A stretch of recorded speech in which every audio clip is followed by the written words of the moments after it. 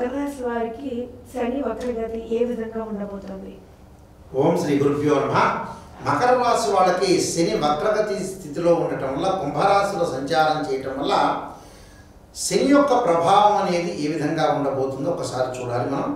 అయితే ముఖ్యంగా ప్రధానంగా పంచగ్రహాలకు ఎప్పుడూ కూడా కాలస్థితి నిర్ణయాలు పంచాంగ గణితం ద్వారా కొన్ని సందర్భాల్లో వక్రస్థితి అనేది ఏర్పడుతుంది. దాన్ని తిరోగమనం అని తెలుగులో అంటారు, ఇంగ్లీష్లో రెట్రోగ్రేడ్ అంటారు. ఆ 5 గ్రహాలు ఏమిటి అని అంటే కుజుడు, బుధుడు, అలానే గురువు, శుక్రుడు, శని. రాహుకేతుడు ఆల్వేస్ ఎప్పుడూ కూడా రెట్రోగ్రేడ్లోనే ఉంటుంది, వక్రగతిలో ఉంటుంది.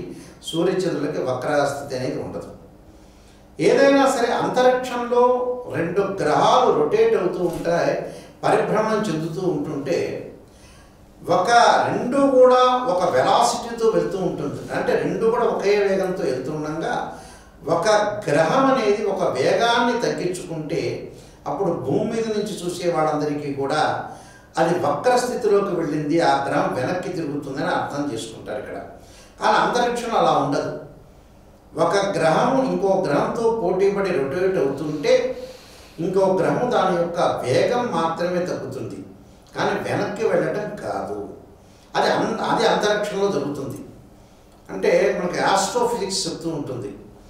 ఇక్కడ ఏదైతే భూమి మీద, ఎర్త్ మీద నుంచి ఎవరైతే భూమి మీద ఉంటారో వాళ్ళకి ఏంటంటే ఆ గ్రహం అనేది బ్యాక్ అవుతుంది, వక్రస్థితిలో ఉంటుంది, వెనక్కి తిరుగుతుంది అని అర్థం.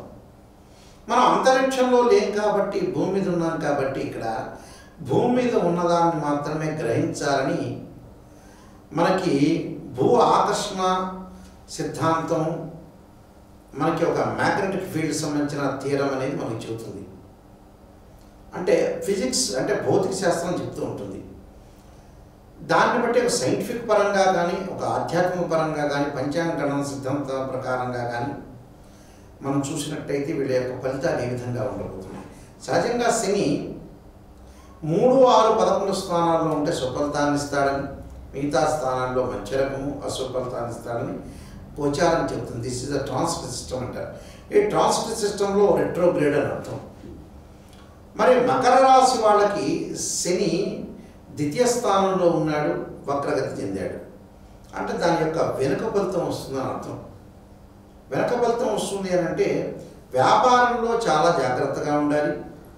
మీరు చేసే ప్రయత్నాలు కొంత నిరాశను ఎదుర్కొనే అవకాశం అనేది రావడం ఒకటి. ఆరోగ్య విషయంలో జాగ్రత్త అవసరం. ఆర్థికంగా నష్టం జరగకుండా జాగ్రత్త పడాలి. అంటే ఆర్థిక పరంగా హద్దులు దాటకూడదు. ఓపిక అవసరం, శ్రమ అవసరం. కార్మికులకి, కర్షకులకి, శ్రామికులకి వీళ్ళందరికీ కూడా చాలా అనుకూలమైన ఫలితాలు వచ్చే అవకాశం ఒకటి ఉంటుంది.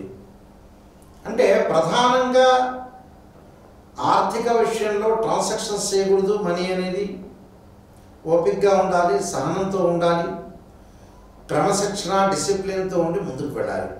అందరినీ కూడా గౌరవిస్తూ, give respect and take respect.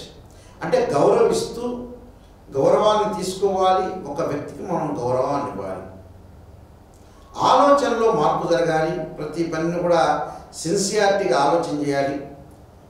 మన లోపాలను సవరణ చేసుకుని ముందుకు వెళ్ళాలి. స్త్రీయ లోపం పెరుగుంటే పెద్ద విద్య, లోపం పెరిగిన వాడే పూర్ణుడవుతాడు, నరుడు స్థితప్రజ్ఞుడవుతాడు అని శాస్త్రం చెప్తుంది.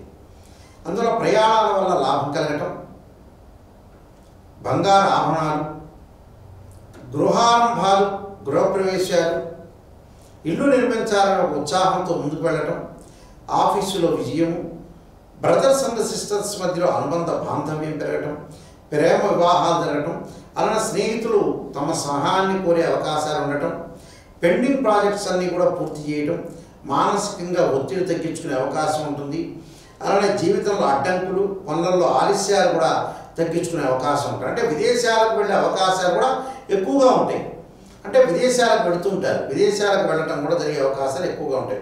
అంటే ప్రతి పనిలో కూడా ఆలోచన సరళి మారుతూ ఉంటుంది. ఆలోచన సరళి కూడా వివేకం కోల్పోకుండా ఉంటారు.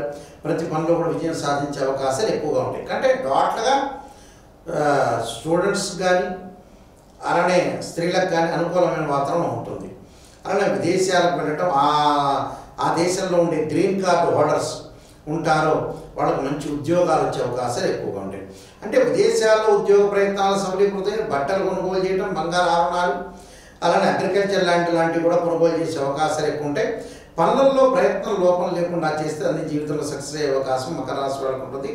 ఆరోగ్య స్థితిగతుల విషయంలో కొద్ది జాగ్రత్తగా ఉండి ముందుకు వెళ్తే, దీర్ఘకాలిక వ్యాధులు ఉన్న వాళ్ళు మాత్రం జాగ్రత్త పడి దాని యొక్క పరిహారాలు చేసుకుని ముందుకు వెళ్తే ఎవ్రీథింగ్ విల్ బి ఓకే అని చెప్పుకోవచ్చు.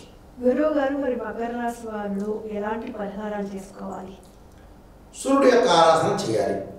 ఆదిత్యాయ సహస్రమూర్తాయ ధీమే తన్నో సూర్య ప్రచోదయాతని, ఆదిత్యాయ సోమాయ మంగళాయ బుధాయ చ గురు శుక్ర శనిభ్యశ్చ రాహవే కేతువే నమః అనే మంత్రాన్ని, ధనం కలగటానికి యక్షాయ కుబేరాయ విష్ణునాయ ధనధాన్యాధిపతి ధనం ధాన్యం స్నేహమే అనే మంత్రాన్ని, అంటే యక్షాయ కుబేరాయ విష్ణునాయ ధనధాన్యాధిపతి ధనం ధాన్యం సమృద్ధిమే దేహిమే దాపై స్వాహ అనే మంత్రాన్ని చక్కగా చదువుకోవడం చాలా మంచిది.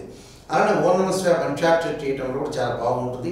ఆరోగ్యాన్ని కాపాడుకొని సూర్యుని ఆరాధన చేయండి. ధనం కావాలంటే కుబేరుని ఆరాధన చేయాలి. ఓం నమః శివాయ పంచాక్షరి చేయటంలో కూడా మంచి సుఫలితాలు జరిగే అవకాశం. ఆరోగ్యాన్ని మాత్రం కాపాడుకుంటే చాలు, మిగతావన్నీ కూడా అనుకూలమైన ఫలితాలు వచ్చే అవకాశం ఖచ్చితంగా ఉంటుందమ్మా. ఓకే గురువు గారు, మకర రాశి వారిపై శని వక్రగతి ఏ విధంగా ఉంది, అలాగే ఎలాంటి పరిహారాలు చేసుకోవాలి, ఇలాంటి విషయాలు చాలా చక్కగా తెలియజేశారు. ధన్యవాదాలు. నమస్కారం.